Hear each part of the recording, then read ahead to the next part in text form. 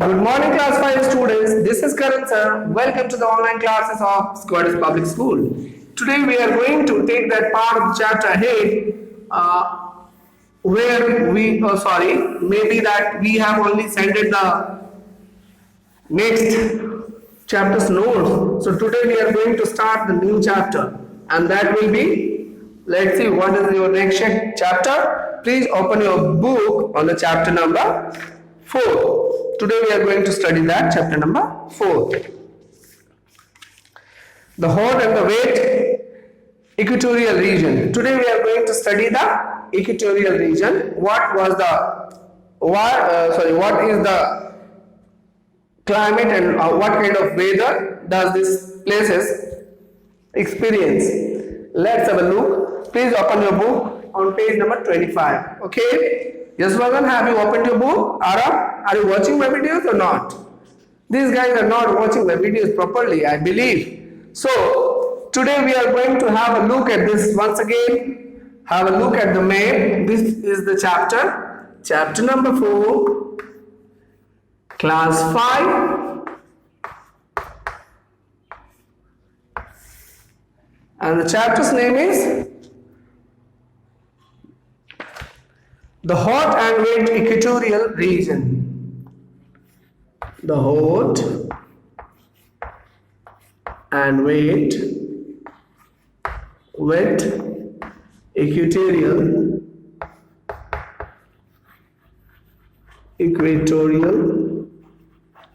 region. Open your book on this. In the last chapter, you read about the 3 main heat zones of the world: torrid zone, temperate zone, and frigid zone. As we all have studied this, now have a look at this. This is almost round in shape, and suppose that this is the equator. So this part was torrid zone. These were the frigid zone. And rest, these were the temperate zones.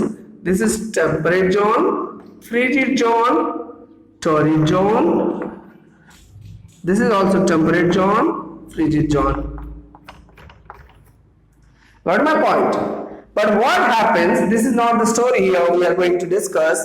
We are going to understand in this chapter what are the different countries that falls under the equatorial region. What is the equatorial region rightly?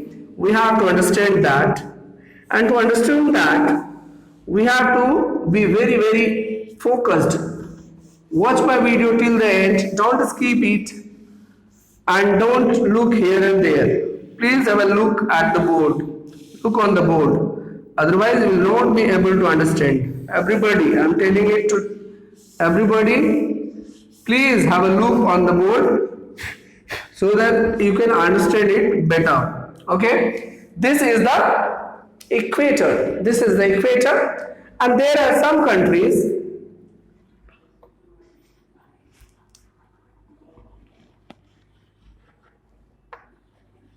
suppose that this is the country which falls under, this is North America. This is one continent called North America, and here is a piece of land that is, suppose that this is falling on the right on the equator.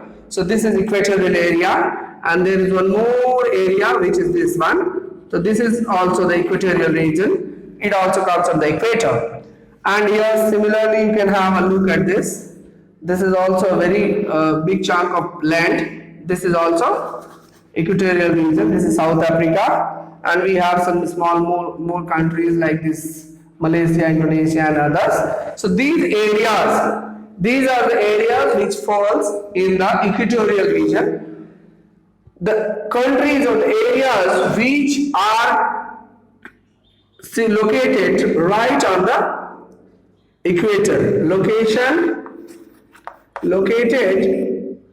on the equator. So these are the areas that will be known as the equatorial country, equatorial regions. So what will happen, as I have already discussed in the previous classes, that in this part of this much frame of the planet, they will experience more heat. This area will be hot area. This will be more hot. The areas, the countries which are falling on this line, equatorial region, they will be more heat. They will receive the direct rays of the sun. They are hot. They are hot. Why they are hot? Because they are receiving highest amount of sun rays, receiving the sun rays directly. ये direct sun rays पड़ने के कारण ज्यादा ही गर्म हो जाते हैं areas, इसमें गर्मी बहुत ज्यादा पड़ेगी. Temperature will be always throughout the year. The countries located on this equator, they will experience more than 45 degree to 55 degree temperature every year. So some of the countries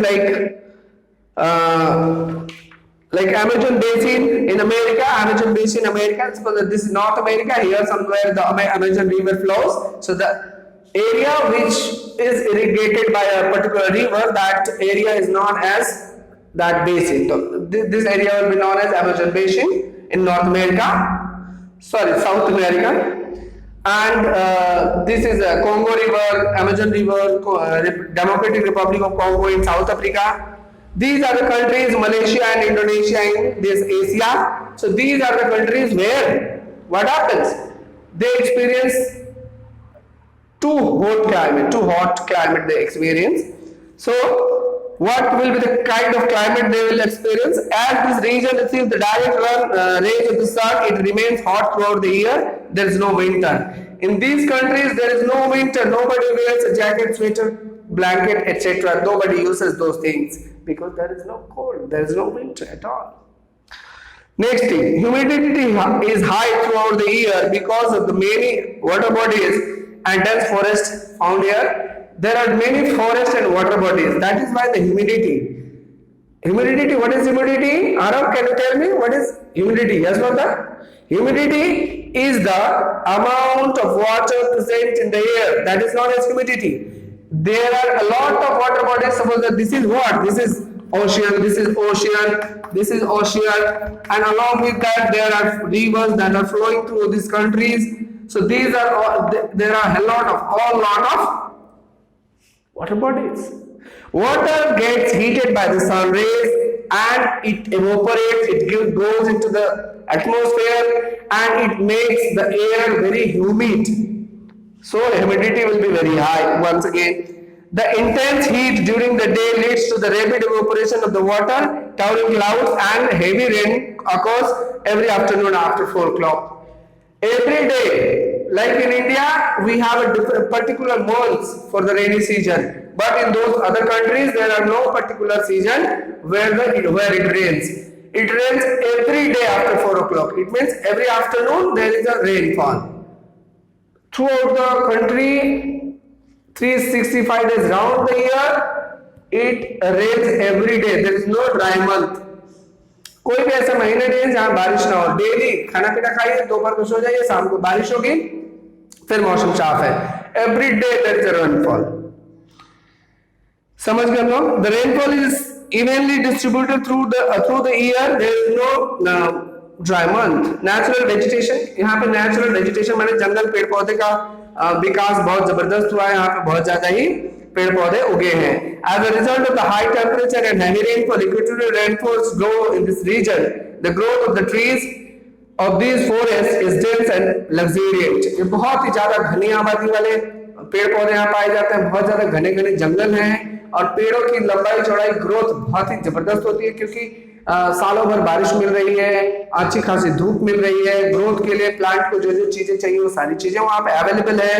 तो इस हिसाब से क्या है, इनका नदियां बह रही है, वाटर सोर्सेज बहुत अच्छी है, तो ग्रोथ होगा, बहुत जबरदस्त ग्रोथ है. A great variety of the tree grows here. Some examples of mahogany, ebony, rosewood and plant trees.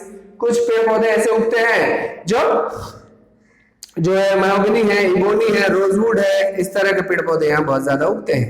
The trees shed their leaves at different times of the year.